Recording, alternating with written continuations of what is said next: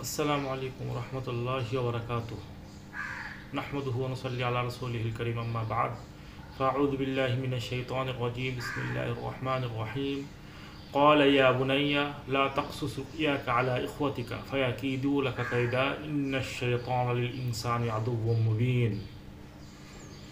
ইউসুফ আলা নবিয়িনা আলাইহিস সালাতু ওয়াস সালাম যখন তার স্বপ্নের কথা তার আব্বার সাথে আলোচনা করলেন, এরপরে তার আব্বা ইয়াকুব আলাইহিস সালাম কি বলেছিলেন সেটাই আজকের আলোচ্য বিষয়। আল্লাহ তাআলা বলেন, ইয়াকুব আলাইহিস সালাম তার পুত্র ইউসুফ আলাইহিস সালামকে বলেন, হে আমার আদরের সন্তান, তুমি তোমার এই স্বপ্নের কথা তোমার ভাইদের কাছে বলো না, তাহলে তারা তোমার সাথে ষড়যন্ত্র করবে। নিশ্চয় শয়তান মানুষের প্রকাশ্য শত্রু। এই আয়াত দ্বারা আমরা বুঝতে পারি, কোনো ব্যক্তি যখন অন্য কোনো ব্যক্তির দ্বারা ক্ষতির আশঙ্কায় থাকবে, তখন আমাদের উচিত তাকে জানিয়ে দেওয়া যে ভাই, তুমি তার সাথে মিশো না। তোমার এই গোপন কথা, তোমার এই ইচ্ছার কথা, তোমার স্বপ্নের কথা, তুমি ভবিষ্যতে কি করতে চাও, এই জিনিসগুলো তুমি তাকে বলো না।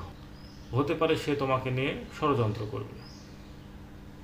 এবং এটা গীবতের অন্তর্ভুক্ত না, বরং মুসলমানকে সতর্ক করা এটা একটা বড় দায়িত্ব, যেন সে কোনো ভুল পথে না যায়, তার কোনো ক্ষতি না হয়।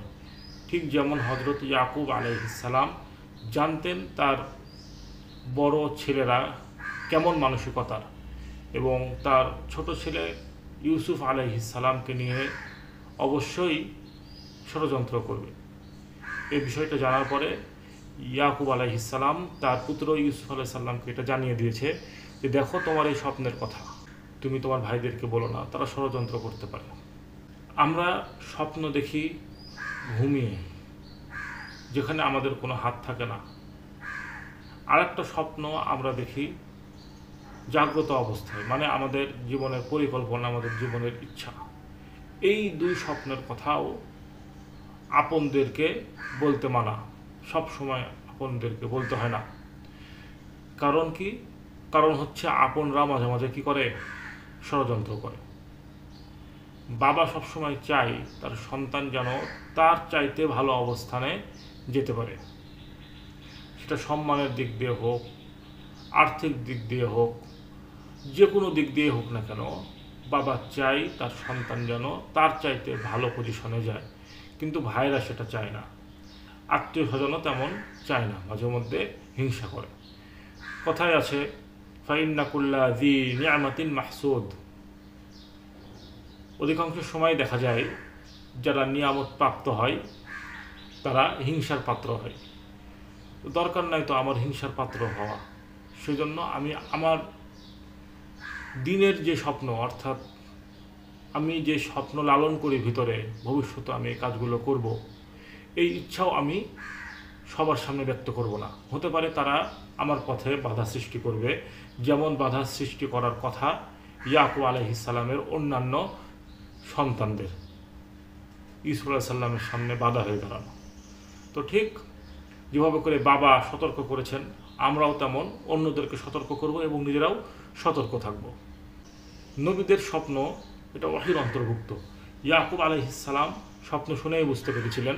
পরবর্তী আয়াতে নিয়ে এটা ব্যক্তও করেছেন যে তুমি অনেক কিছুর তথ্য জানতে পারবে এবং ইয়াকুব পরিবারের উপরে আল্লাহ তাআলা নিয়ামত দান করবেন, যেমন আমাদের পূর্বপুরুষ ইব্রাহিম এবং ইসহাকের পরিবারেও দান করেছিলেন। এটা এর পরবর্তী আয়াতে আছে, যেটা আমরা সবাই জানি। ইউসুফ আলাইহিস সালাম পরবর্তীতে নবী হয়েছিলেন। তো এই জিনিসটা আগেই ভাইদেরকে জানাতে নিষেধ করা হয়েছে, হতে পারে তারা ষড়যন্ত্র করবে। এখানে আরেকটি বিষয় লক্ষণীয়, সরাসরি ভাইদের কথা বলার পরও উনি চুপ থেকে যাননি, বরং সামনে উনি বলেই দিয়েছেন যে ইন্নাশ শাইতানা লিল ইনসানি আদুব্বুম মুবিন, শয়তান মানুষদের প্রকাশ্য শত্রু, যাতে করে তার ধারণা ভাইদের প্রতি খারাপ হয়ে না যায় যে ভাইরা আসলেই খারাপ হয়, বড় ভাই মানেই ধোঁকাবাজ, এমন মানসিকতাও যেন না থাকে, বা আত্মীয় স্বজন মানেই তারা খারাপ। বরং মাথার মধ্যে যেন এটা আসে যে তাদের খারাপ হওয়ার পিছনে তারা দায়ী নয়, শয়তানও দায়ী।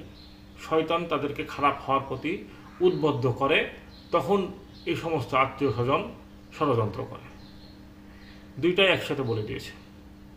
বাবা হিসেবে এটা দরকার, কোনটা সন্তানের জন্য ভালো এবং কোনটা সন্তানের জন্য খারাপ সেটা সন্তানের সামনে স্পষ্ট করে বলে দেওয়া।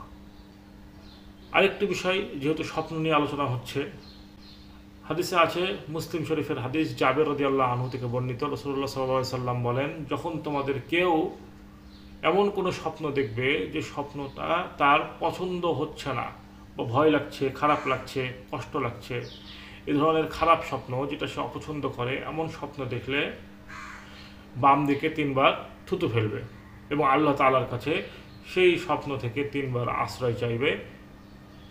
এরপরে পার্শ্ব পরিবর্তন করে শুনবে। তো এই স্বপ্ন থেকে আমরাও শিক্ষা লাভ করব যে আমাদের সব স্বপ্ন আমরা সবাইকে জানাবো না, কারণ সবাই আমার মতো মন মানসিকতা লালন করে না। হতে পারে অন্যান্য ব্যক্তিরা আমাকে নিয়ে কি করবে, হিংসা করবে। তাই সবসময় সব কথা বলবো না। হতে পারে সে আমার একেবারেই আপন মানুষ, নিজের ভাই হতে পারে বা নিজের বোন হতে পারে। ইয়াকুব আলাইহিস সালামের এই উপদেশ থেকে আমরা আরেকটি জিনিস জানতে পারি, সেটা হলো ইন্নাল হাসানা ইদা কানা সাবাবান লিল কবিহি কবহা। ভালো জিনিস যদি খারাপ জিনিসের কারণ হয়ে দাঁড়ায় তাহলে সেই ভালোটাও খারাপ। তো স্বপ্নটা আসলে ভালো ছিল, কিন্তু এটা বলার কারণে খারাপের অন্যান্য রাস্তা খুলে যেত, ষড়যন্ত্র হতো, যেটা হয়েছে পরবর্তীতে। তো এটাও খারাপ।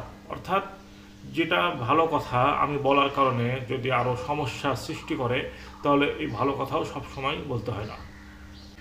মিথ্যা কথা বললেও অনেক সময় সম্পর্ক জোড়া লাগে, সেক্ষেত্রে মিথ্যা কথা বলে হলেও অন্যের সাথে সম্পর্ক জোড়া লাগানো, সম্পর্ক যাতে করে ঠিক থাকে সেই জন্য প্রয়োজনে মিথ্যা কথা বলাও ভালো।